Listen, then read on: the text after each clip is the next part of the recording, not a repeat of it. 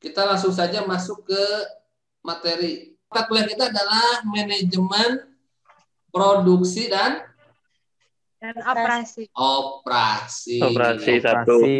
Coba saya pengen tahu nih, apa sih pengertian produksi? Menambah nilai guna suatu barang. Menambah nilai Guna. Suatu hasil. suatu barang. Bisa ya. Itu menambah nilai apa nih? Guna Nilai guna suatu barang. Hasil dari produksi itu apa? Disebutnya produk. Ya. Hasil dari produksi disebutnya produk. Nah, oke, sebelum kita lanjut ke pengertian produksi, tadi kan yang kita menarik nih, ada di situ dikatakan menambah nilai guna suatu barang. Ya, apakah kalau kita memproduksi sesuatu itu harus selalu barang yang diproduksi atau bisa apa? Nah, Jasa. bisa juga ya. Jasa. Produksi itu menambah nilai barang, nilai guna suatu barang atau juga jasa ya. Nah, jadi biasanya sih ketika kita mendefinisikan produksi itu diawali dari kata kegiatan menghasilkan produk ya untuk ditawarkan kepada siapa? Konsumen.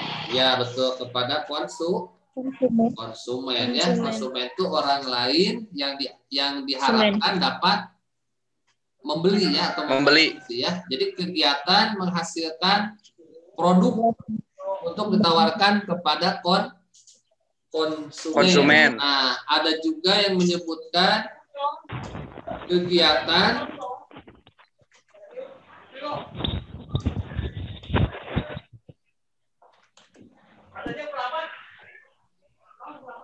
Nah, karena tadi produk itu bentuknya bisa barang, bisa juga jasa. Ya. Jadi untuk ditawarkan kepada konsumen. Nah, sekarang menarik di situ ada istilah barang atau jasa. Jadi produksi itu adalah kegiatan menghasilkan produk. Nah, produknya bisa berbentuk barang, bisa juga berbentuk jasa. Apa bedanya barang dengan jasa? Ada yang tahu nggak? Kalau barang itu wujud terlihat. Ya. Wujudnya terlihat. Betul, wujudnya terlihat. Ya, jadi kalau kita buat matrik di sini, kita buat bagan.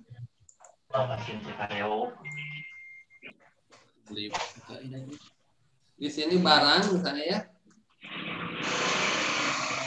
Kemudian di sini jasa.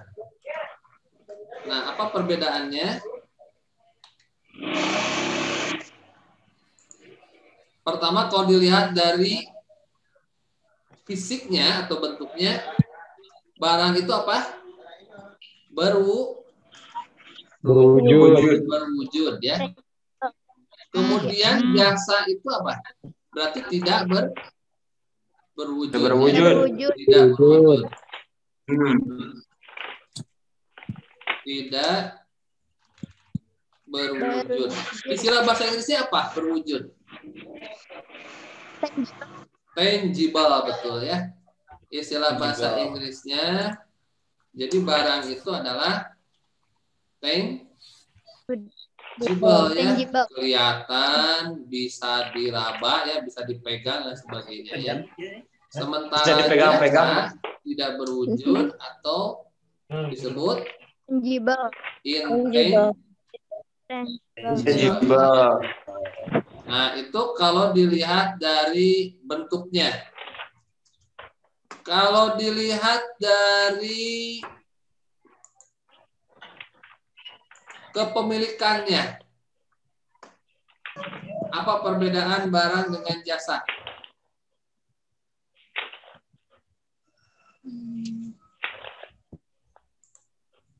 Ayo, dilihat dari kepemilikannya. Saya kasih clue ya. Misalnya, saya kasih petunjuk. Ini yang kelihatan kebetulan di sini Fariza dan Bella ya. Nah, misalkan Fariza, ada Fariza? Ada. Ya, Fariza beli pulpen di toko AA misalnya. Tahu toko AA? Tahu. Tahu ya, beli pulpen. Nah, itu kan pulpen awalnya punya toko AA ya. Punya toko AA betul? Oh, iya. Ya, oleh Fariza dibayar. Iya. Maka pulpen yang tadinya punya toko AA sekarang menjadi punya Fariza ya. Fariza. Berarti transaksi jual beli mengakibatkan apa?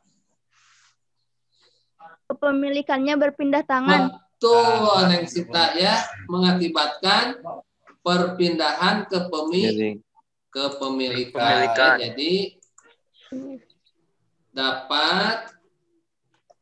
jadi transaksi dapat mengakibatkan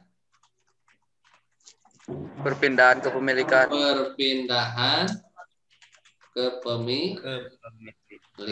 Berarti kalau gitu jasa tidak dapat mengakibatkan perpindahan kepemilikan. Ada yang bisa kasih contoh?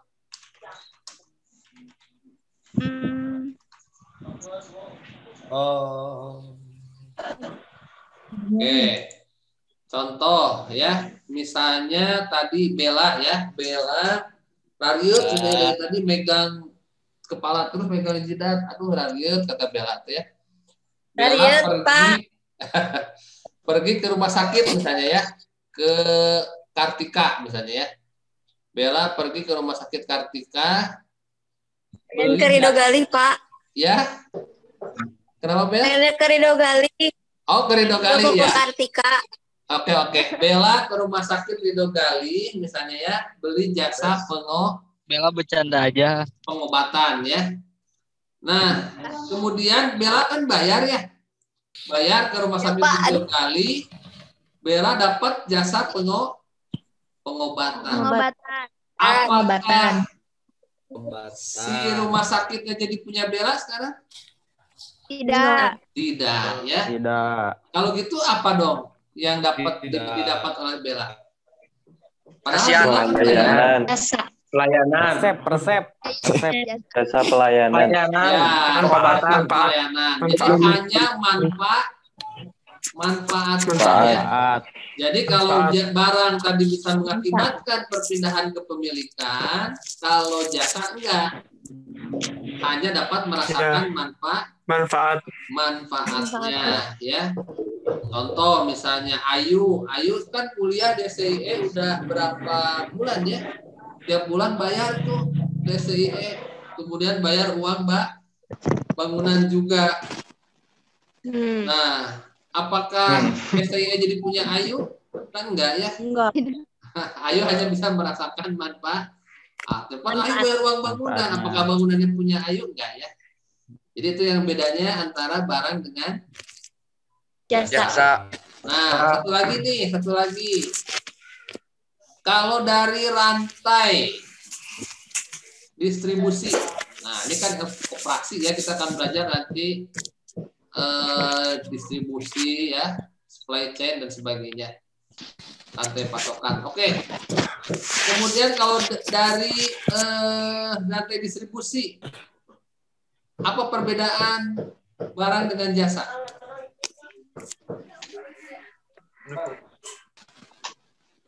Kalau barang mah melewati itu dulu menurut Pak, apa sih distributor kayak gitu jadi lama. Oke. Kalau jasa Jadi, mah langsung.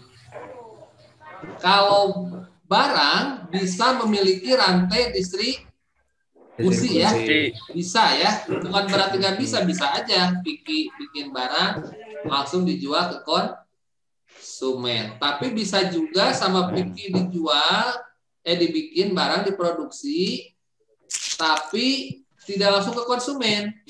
Misalnya ke distributor dulu, ke agen ya, dari agen ke warung, dari warung baru ke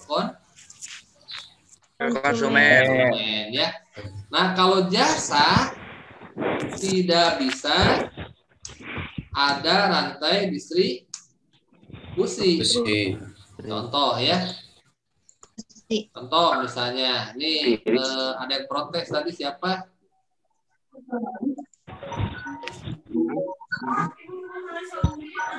Rian. Iqbal Purnama, mana Iqbal Purnama? Iqbal mana Iqbal? Wow. Oke, contoh misalnya Iqbal nih. Iqbal ketemu dengan siapa tadi yang saya kasih contoh teh sebelum Bella teh? Mau Pariza apa mau? Pariza ya. Pariza kan beli pulpen. Misalnya ya. Beli nggak tanggung-tanggung. Misalnya 6 ya, karena di toko AA itu kalau 6 harganya lebih murah ya. Atau solusi lah anggap ya. Nah, ketemu sama Iqbal di jalan, Bah, mau beli pulpen nggak nih? Gue tadi habis pulang dari toko AA misalnya ya. Nah, jatuhnya harganya misalnya 3.000.